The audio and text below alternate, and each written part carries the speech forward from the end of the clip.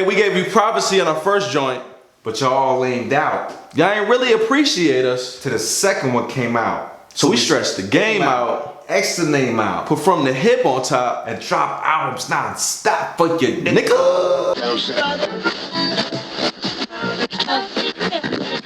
Welcome back. Welcome back. What up? What's happening?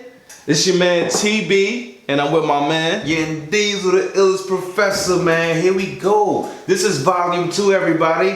I just want to first of all, we just want to thank everybody for volume 1 who came in and showed love, all our subscribers, everybody who liked our videos, everybody who commented and showed love. We would not be here right now making a volume 2 were it not for you. And we just want to express our thanks. For sure. Yes. We need to talk about the shirts. We need to talk about the shirts. No, everybody, we got the shirts on. Officially starting off volume 2 with the From the Hip t-shirts, everybody. We got them on right now. We modeling the joints or what have you. But you know, we should have them out for sale soon. Just kind of look out for it right now. There's plenty of giveaways coming up. Yes. Absolutely. Always got the opportunity to giveaways. Different opportunities to get the shirts. I mean, yeah, y'all are our people. Once again, we are the people's choice. This is From the Hip. Y'all are the hippies. And yeah, we're gonna go ahead and get right to it, man. You were talking about a certain neighborhood in Cobb County that's kind of unique in comparison to the rest of Cobb County. And basically, and we've been talking about that for a while, about this whole idea of places being hood adjacent, if you will. You know what I'm saying? Because it's always, everything don't have to be so black and white. You know what I'm saying? It's always like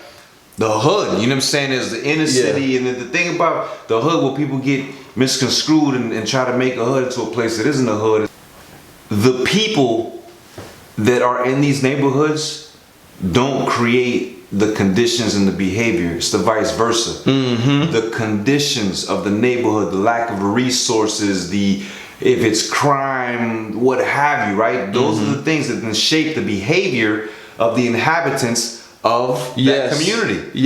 But what happens sometimes, not always, in hood adjacent is individuals try to just bring that element to a place where that shit just don't fucking belong, man. I feel you, but I don't necessarily. I'll be honest. I don't necessarily agree, because I feel like I grew up hood adjacent. Like it's always been kind of a funny thing for me. Like I never, growing up in the suburbs for most of my life, I never felt like them.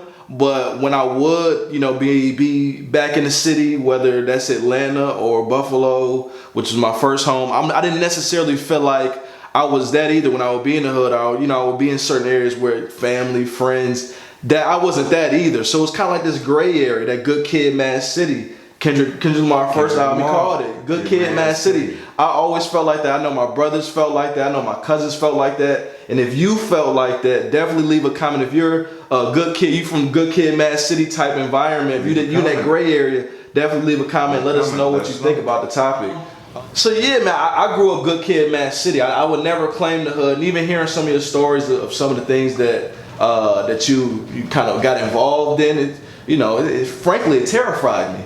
And not in a way where it was far-fetched. What would you consider yourself? Like, what would you categorize yourself? Not categorize, but you know what I mean. I think I was hood, man.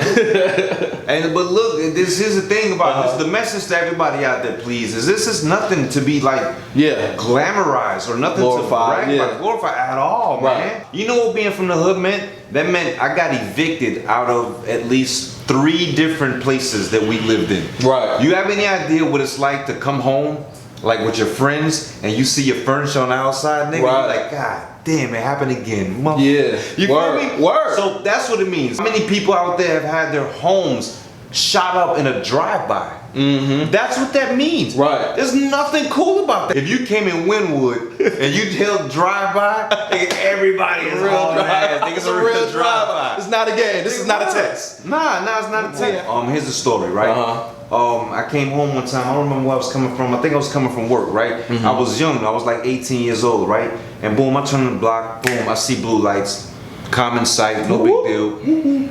Whatever. I see yellow tape surrounding the whole area to get to where I live. And I'm like, oh shit, what's happening? I see yellow tape like on some CSI shit, right? So boom, I couldn't even park in the driveway where I normally park. So boom, I get out the car, I start to walk in. 12 was like, nah man, you can't get out. I was like, yo sir, I live here. I live right there. You know what I'm saying? He's like, all right, you can go in, boom. I walk inside, I'm like, what's going on? my brother, man, you know Piggy. Shout out to my brother Piggy, man. So whatever, right? I walk inside, right, and my brother's just like sitting in fucking in the living room watching TV. My mom was like nothing just happened. I'm like, yo, what happened? He was like, yo, that was just a drive-by, man. It was a dope house across the street. It was a trap house right across the street from where we live, right? Boom, dudes came, whatever, shot the whole thing down. My brother and my mom had just come from shopping, and they was dropping, bringing the groceries out of the car, putting the groceries in, and boom, before you know it, shots rang out. Everybody hit the floor, you know what I'm saying? My mom's on the inside of the house, my brother was like walking in, he hit the deck.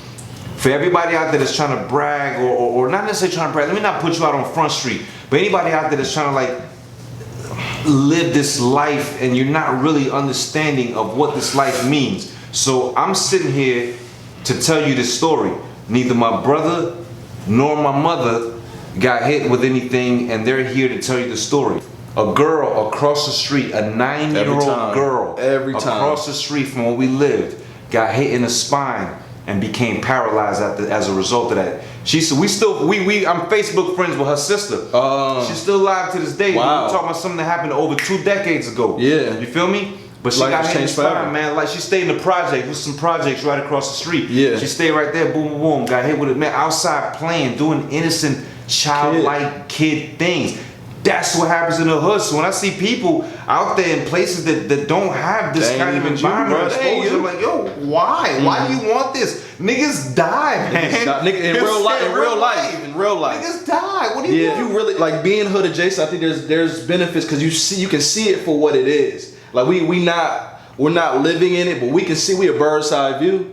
I wouldn't even say bird's eye view because we're not above or anything like that, but we were right next door. What I'm saying. Y'all right next door. We right next door. And so you know what the thing about hood adjacent too is, y'all always had people from the hood that was there, and they're the ones that helped to bring that culture. Yes, they really are. There was always that one dude that was in the hood that, like, on some Fresh Prince of Bel-Air shit. Yeah, right. That the mom was like, all right, I don't want you to grow up on the south side no more. Yes. So I'm sending you to Gwinnett County. But you know, you took the nigga out the hood, but that hood stays in that nigga forever. You don't lose that. And then he come up and finds a book. But here's the thing, here's the tricky part. Then he comes up, he or she comes up and links up with some dudes that are just dying for this level of validation.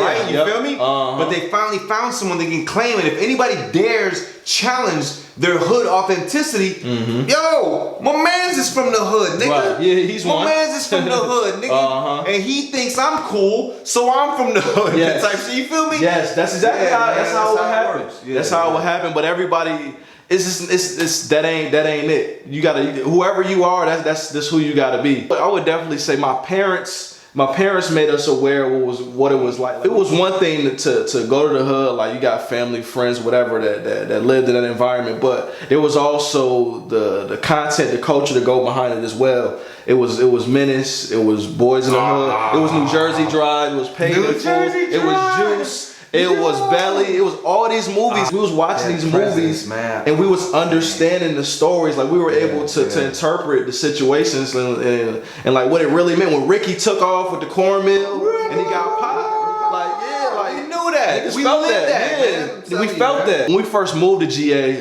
from Buffalo about 05. I just remember we was real hot. Like, we was hot boys, and we was coming to Georgia. We wasn't really moved by niggas. Like, we was hood adjacent. This is me talking about me, my cousin Todd. Shout out Rico, man. I see you, boy. Shout out. My little brother Jalen, my little brother Ahmad. Like, we was real young, like super young. But, like, you know, we had to adjust to the new environment that we was in. We moved to the Norcross, Lilburn area of Gwinnett County. And again, everybody know, people that know about Gwinnett County, that know about the Atlanta area, they assume that everybody in Gwinnett is rich. That's the rich county. Especially people on the east side, they think Gwinnett County is like where all the rich people live. That is not true. There are definitely poor working class people in Gwinnett County, and that's what they call the North Side. And when we moved to the North Side, coming from Buffalo, New York, we had to kind of like, we dealt with guys in the first neighborhood that we lived in, you know, trying us up, just sizing us up, trying to get a temperature check. Why we had to gotta be like that? Man, always gotta be like. But we had to hold our own. I had to hold y'all. We had to hold our own, and that's where the hood adjacent thing kind of came in, where it kind of came more hood. Like, we had to like Like, nah, niggas, like, y'all ain't pulling nothing here. He's gonna run up on us. Yeah, we from New York. At the end of the day, we from Buffalo, but we still from New York. So, you know, we had a scuffle one day at the playground. We were squared up, ready to fight. My little brother probably in kindergarten, he ready. We knew how to handle the situation, and we had to fight a couple times at the playground, at the school, whatever. But it was never nothing too serious.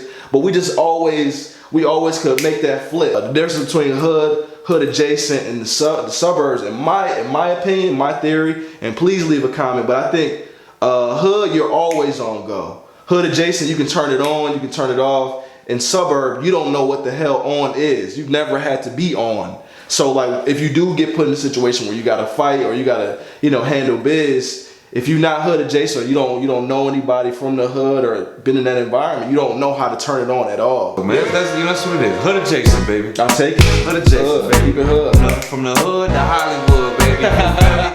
Hey, man, we appreciate y'all tuning in, man. Please subscribe if you haven't already. Please go ahead and subscribe to the channel now.